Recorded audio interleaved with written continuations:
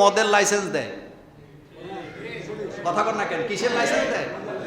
কোরআনের আইনকে জঙ্গি বলে গালি দেয়, রাসূলুল্লাহর সুন্নাহকে সেকেলে বলে, কোরআনের আইনকে সেকেলে বলে, মুসলমানের সন্তান হওয়ার পরেও আল্লাহর জমিন আল্লাহর কোরআনের আইন দিয়া চলুক এটা চায় না। এজিদ হইল ওই টাইপের মুসলমান। এই টাইপের মুসলমান এখন আর বাংলাদেশে নাই। কথা কি বুঝাইতে পারছি? এই মুসলমান দিয়ে কি হবে? যেই মুসলমান রাসূলুল্লাহর নাতিকে হত্যা করে। আপনারা আশ্চর্য হবেন, ইমাম হুসাইনের চেহারা ছিল রাসূল সাল্লাল্লাহু আলাইহি ওয়াসাল্লামের চেহারার মতো।